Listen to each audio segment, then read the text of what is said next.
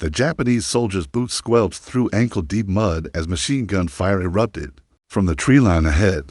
Blood mixed with tropical rain as Private First Class Yamamoto clutched his rifle tighter, watching his comrades fall one by one. In what would become known as the bloodiest campaign in the Pacific Theater, it was October 25, 1942, and the Battle of Henderson Field was about to determine whether America or Japan would control the strategic heart of the Solomon Islands. Colonel Merritt Edson crouched behind a fallen palm tree, his Marines spread thin along what they grimly called Bloody Ridge. The Japanese had been throwing wave after wave of screaming infantry at their positions for 3 days straight.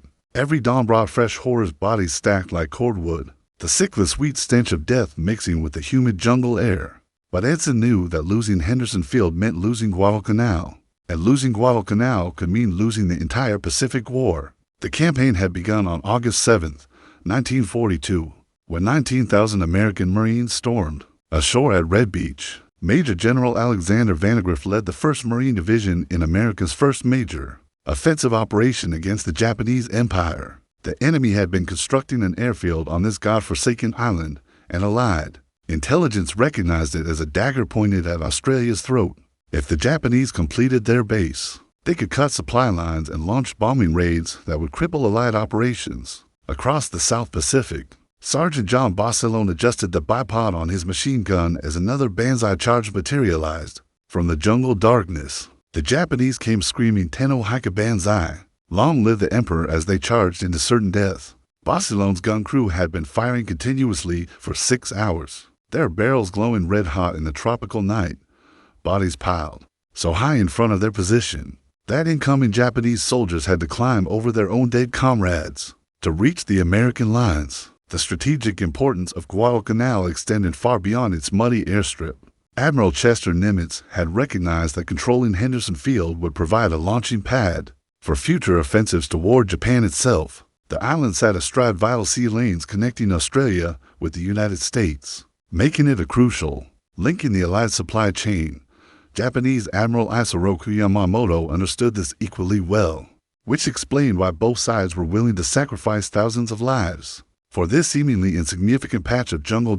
As referenced in contemporary reports from war correspondents embedded with Marine units, the conditions on Guadalcanal defied human endurance. Malaria and dysentery killed as many soldiers as Japanese bullets. Marines survived on half rations of wormy rice and contaminated water while fighting an enemy that seemed to materialize from the jungle itself like deadly spirits. Captain Joe Foss banked his Wildcat fighter hard to port as the Japanese Zero fighters dove toward Henderson Field. The American pilots called it the slot, the narrow channel between the Solomon Islands, where enemy ships approached under cover of darkness. Every night brought fresh supplies and reinforcements for the Japanese, while American convoys ran a gauntlet of submarine attacks and aerial bombardment.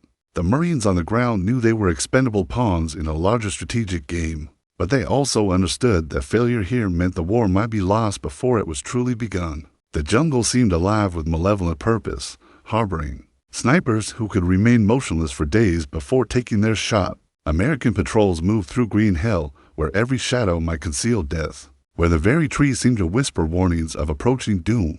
The USS Enterprise shuddered as Japanese torpedo bombers screamed toward her deck, their engines howling like banshees in the pre-dawn darkness of November 13, 1942.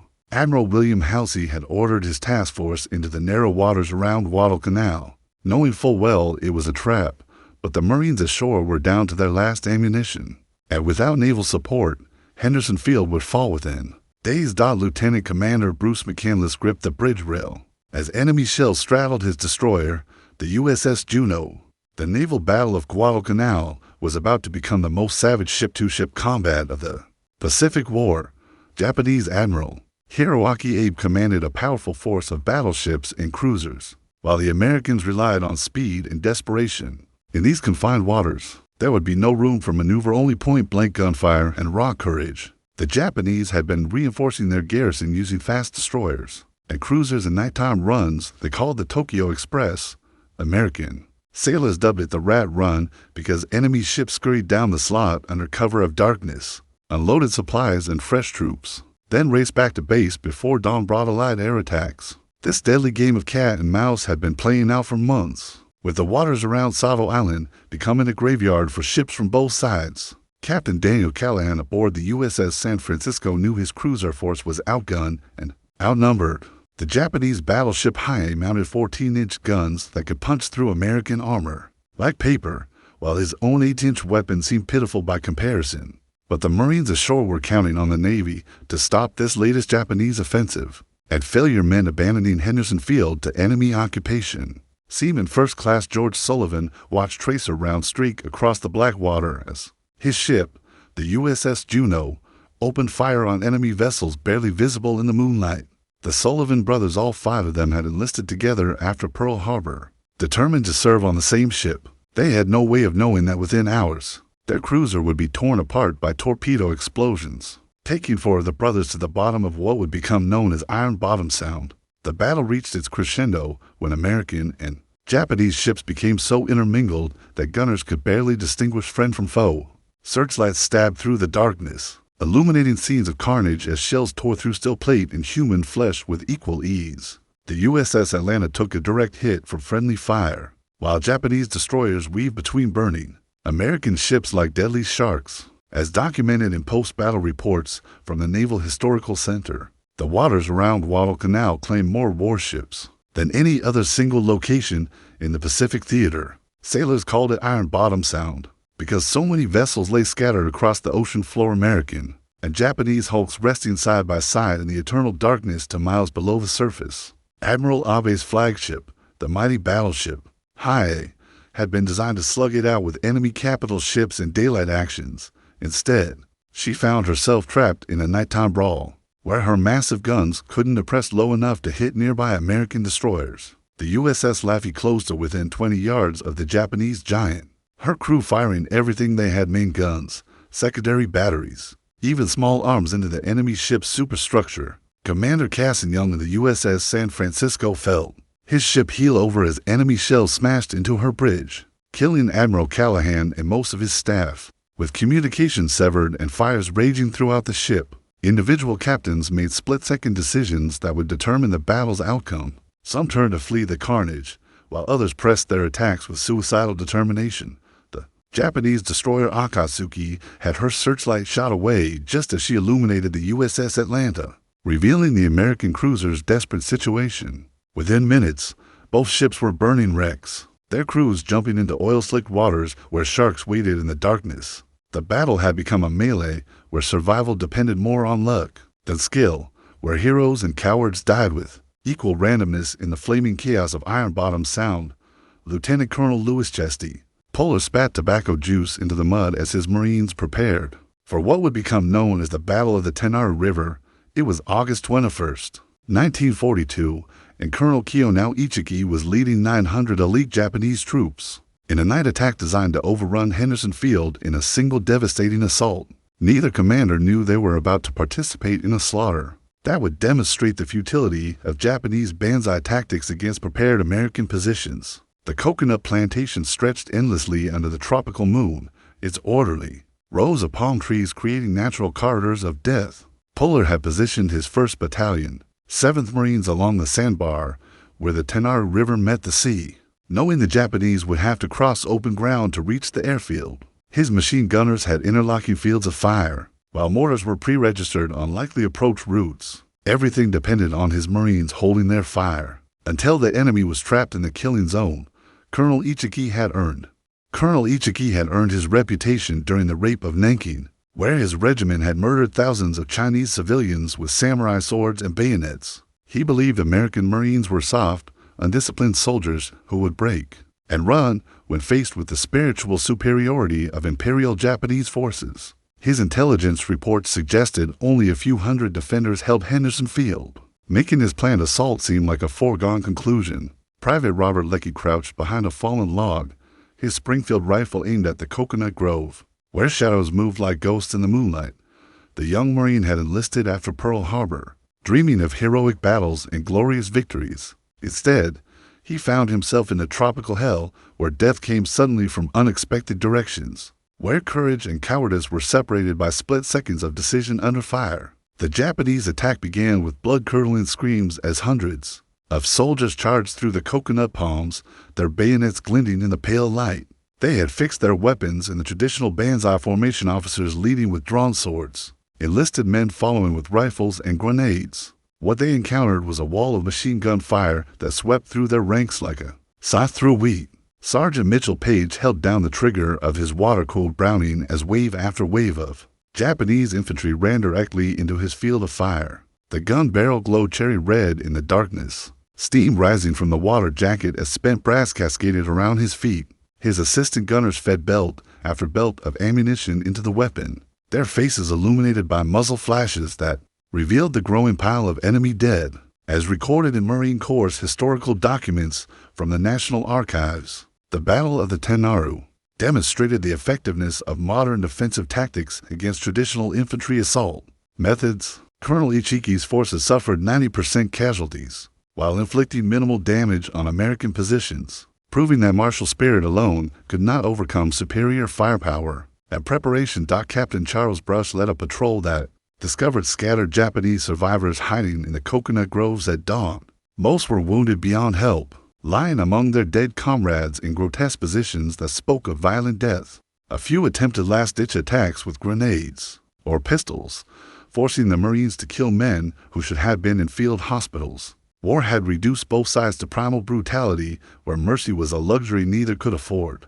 The aftermath revealed the full extent of Japanese miscalculation. Colonel Ichiki committed seppuku rather than face the shame of defeat, disaboweling himself with his samurai sword, while American bulldozers pushed hundreds of enemy bodies into mass graves. His regiment had been virtually annihilated in a single night, their bones destined to fertilize coconut palms that would grow fat on the blood of empire. Lieutenant Eugene Sledge watched American tanks crush Japanese positions that had been bypassed. During the night attack, the Stuart light tanks ground over foxholes and spider holes, their tracks leaving crimson smears on coral sand. Some Japanese soldiers were still alive when the tanks passed over them, their screams audible even over the rumble of engines and clatter of steel treads. The Tenaru River ran red with blood as dawn broke over Guadalcanal, its waters carrying the detritus of battle toward the sea. Weapons, equipment, and body parts floated downstream in a macabre parade that would haunt survivors for decades. Victory had come at a terrible price, measured not just in enemy dead, but in the psychological scars that would never fully heal. Major John Smith banked his Wildcat fighter into a steep dive as 18 Japanese Betty bombers approached Henderson Field in perfect formation. It was August 24, 1942, and the pilots of Marine Fighter Squadron 221 were about to prove that American industrial might could overcome Japanese numerical superiority. Smith had named his squadron the Cactus Air Force after the Allied code name for Guadalcanal, and they were determined to hold their tiny airstrip against overwhelming odds. The makeshift runway stretched across a coral plateau carved from jungle by American engineers working under constant artillery bombardment. Marston Matty Pierce steel planking created a surface just barely adequate for fighter operations, while mechanics performed miracles with salvaged parts and captured Japanese fuel. Every day brought fresh damage from enemy shelling, requiring round-the-clock repairs to keep aircraft operational. Captain Marion Carl pushed his damaged Wildcat to its limits as Zero fighters dove on his formation from 20,000 feet. The Japanese pilots were among the most experienced in the world, veterans of China and Pearl Harbor who had never tasted defeat. But American aircraft were ruggedly built machines designed to absorb punishment and keep flying, while enemy planes traded protection for maneuverability and range. Lieutenant Ken Walsh felt his fighter shudder as 20mm cannon shells punched through his wing, but the sturdy Grumman kept flying. He lined up a Zero in his gun sight and pressed the trigger, watching his .650 caliber machine guns tear the enemy aircraft apart in a shower of aluminum. At flame, the Japanese pilot never had a chance to bail out, his plane cartwheeling into the jungle in a ball of orange fire. The Tokyo Express runs were becoming increasingly costly for Japanese forces, as American pilots learned to exploit their aircraft's advantages. Wildcats couldn't turn with Zeros, but they could dive faster and climb better at high altitude.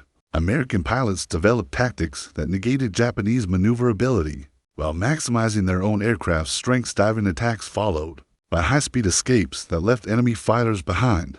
Master Sergeant Lou Diamond adjusted his mortar's elevation as Japanese artillery opened fire, From positions hidden in the jungle hills, the old Marine had served in Nicaragua and Haiti, learning jungle warfare from Sandino's guerrillas long before most Americans had heard of Guadalcanal. His mortar crew could drop shells within yards of their target, providing close support for infantry attacks that often meant the difference between victory and annihilation, as documented in official Army Air Forces records housed at Maxwell Air Force Base. The Cactus Air Force flew missions with aircraft held together by salvage parts and pilot determination. Maintenance crews cannibalized wrecked planes to keep others flying, while pilots flew multiple sorties per day despite malaria, dysentery, and chronic exhaustion that would have grounded them under normal circumstances. Colonel Joe Bauer led his Marine dive bombers in low-level attacks against Japanese destroyers, attempting to resupply their garrison under cover of darkness. The SBD Dauntlesses screened down from 8,000 feet, their 1,000-pound bombs aimed at enemy ships that twisted and turned in desperate evasive maneuvers. Anti-aircraft fire filled the sky with deadly flowers of flame, while tracer rounds created a deadly light show in the tropical darkness. Pharmacists made second-class John Bradley treated wounded pilots in an aid station, constructed from salvaged materials and captured Japanese medical supplies. Many flyers suffered from more than combat wounds. Tropical diseases, malnutrition, and nervous exhaustion took their toll on men who flew daily missions against overwhelming odds. Some pilots developed 1,000-yard stares that spoke of psychological damage no amount of medical treatment could heal. The Japanese were paying an increasingly heavy price for their nighttime supply runs. As American air power grew stronger, enemy ships that had once approached Henderson Field with impunity now faced coordinated attacks by fighters, dive bombers, and torpedo planes operating from the captured airstrip. The Tokyo Express was becoming a one-way trip for many Japanese vessels, their hulks joining the growing collection of wrecks in Iron Bottom Sound. Captain Joe Foss achieved his 5th aerial victory on November 9, 1942, becoming the first Marine ace of the Guadalcanal campaign. His Wildcat had been hit multiple times during the dogfight, but American aircraft construction standards meant he could nurse his damaged fighter back to Henderson Field. Japanese pilots flying similar missions often found themselves swimming in shark-infested waters when their lightly built aircraft disintegrated under battle damage. Lieutenant General Harukichi Hyakutake crouched in his command bunker as American artillery shells exploded overhead, showering his staff with coral, dust, and shattered palm fronds. It was January 14, 1943, and the Japanese commander was preparing Operation the evacuation of all remaining forces from Guadalcanal. After 6 months of the bloodiest fighting in Pacific War history, Emperor Hirohito himself had authorized withdrawal from what had become an unsustainable position. The decision to abandon Guadalcanal represented a fundamental shift in Japanese strategic thinking. For the first time since Pearl Harbor, Imperial forces were retreating from captured territory, admitting that American industrial capacity and fighting spirit had proven superior to Bushido and numerical superiority. General Hyakutake's 17th Army had been reduced from 36,000 men to fewer than 13,000 effective combat troops, most suffering from malaria, malnutrition, and wounds that would have hospitalized them under normal circumstances. Major General Alexander Patch had assumed command of American ground forces from the exhausted Marines who had held Henderson Field through the darkest days of the campaign. His Army infantry divisions were fresh troops equipped with the latest weapons and equipment, a stark contrast to Japanese soldiers who survived on tree bark and roots while fighting with captured American ammunition. The balance of power had shifted decisively in favor of Allied forces. Corporal Robert Leckie led his squad through the abandoned Japanese positions, finding evidence of an enemy army in complete collapse.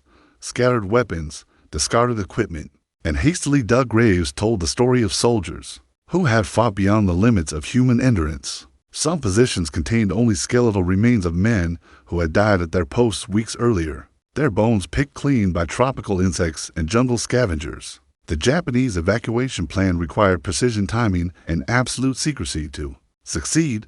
Fast destroyers and submarines would approach Henderson Field under cover of darkness, embark as many troops as possible, then race back to base before dawn brought Allied air attacks. Any ship caught by American planes would face certain destruction, making each evacuation run a calculated gamble with death. Commander Shintaro Hashimoto piloted his destroyer through the treacherous waters of the slot, knowing that American PT boats and submarines were hunting for Japanese vessels attempting the evacuation. His ship carried 300 emaciated soldiers, who represented all that remained of a once proud regiment. Many were walking skeletons who could barely climb aboard without assistance, their uniforms hanging on frames reduced to skin and boned out as reported in contemporary accounts from Pacific Fleet intelligence summaries. Japanese forces executed their withdrawal with remarkable skill.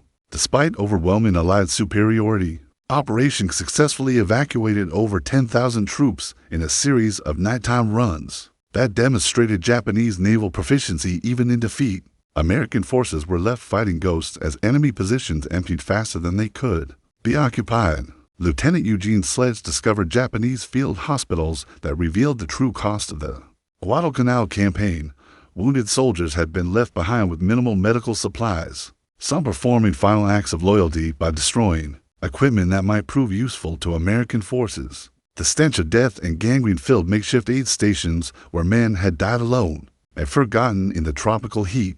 The American pursuit of withdrawing Japanese forces became a race against time as Allied commanders realized their enemy was escaping. Air attacks intensified against suspected evacuation sites, while naval forces attempted to intercept enemy ships during their nighttime runs. But Japanese planning had been meticulous, with diversionary attacks and false intelligence designed to confuse American response efforts. Captain Minoru Genda coordinated the final evacuation flights as American bombers pounded suspected Japanese positions throughout the island. His remaining aircraft were worn-out machines held together by improvised repairs, flown by pilots suffering from malaria and exhaustion. Many planes never made it back to base, their crews joining the thousands of Japanese servicemen who would never see their homeland again.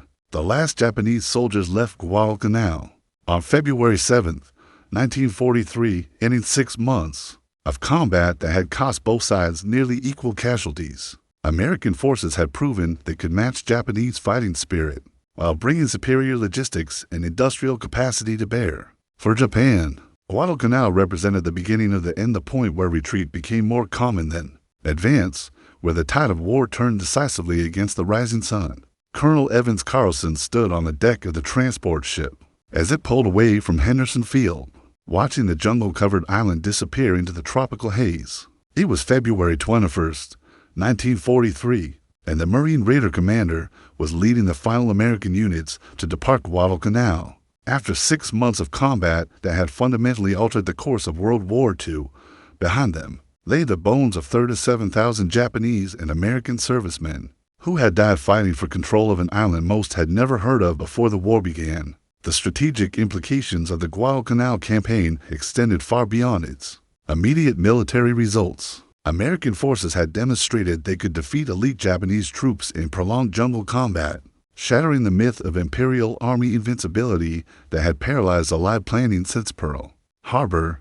More importantly, the United States had proven its industrial capacity could support major overseas operations, while simultaneously building up forces for the eventual invasion of Europe. Admiral Chester Nimitz reviewed casualty reports in his Pearl Harbor headquarters, recognizing that Guadalcanal had been both a victory and a warning. American losses approached 15,000 killed and wounded, while disease and exhaustion had claimed thousands more. The campaign had consumed resources equivalent to a major European offensive, proving that Pacific War operations would require unprecedented logistical support and replacement personnel.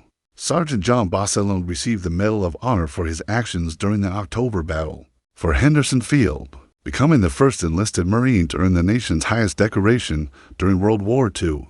His machine gun crew had held their position against repeated Japanese banzai attacks, killing hundreds of enemy soldiers while suffering 90% casualties themselves. Bosselon would later die on Iwo Jima, another Pacific island where American blood purchased strategic advantage. The technological lessons learned on Guadalcanal would influence American military doctrine for decades to come.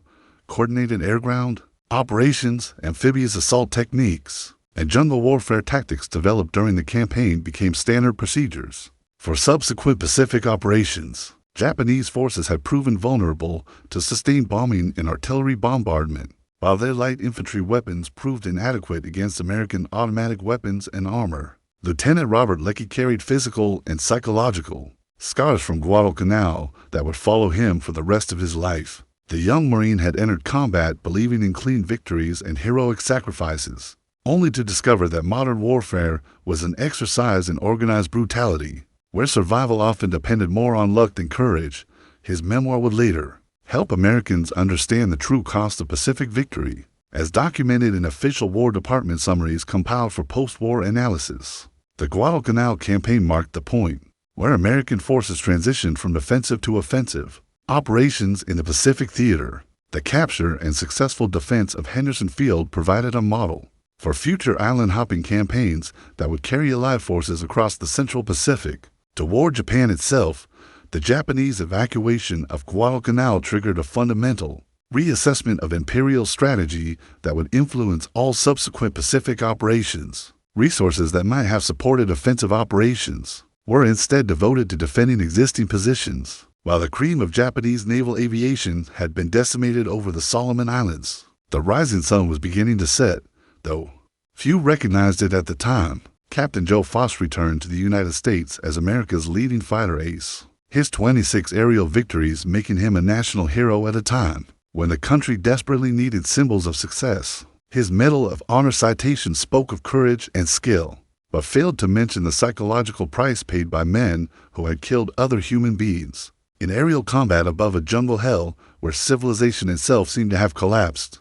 The waters of Iron Bottom Sound held secrets that would remain undisturbed for decades. The hulks of American and Japanese warships resting side by side in eternal darkness, their crews forever young in death. Historians would later calculate that more major warships were sunk around Guadalcanal than in any other single campaign of World War II. Testimony to the savage intensity of combat that had raged for 6 months, the island itself returned to tropical obscurity after the war, its jungle reclaiming the airfields and fortifications that had cost so much blood to construct and defend. But the spirit of Guadalcanal lived on in the men who had fought there, who understood that America's Pacific might had been proven not through technology or superior numbers, but through the willingness of ordinary young men to endure extraordinary suffering in defense of principles they might not have been able to articulate, but were willing to die for.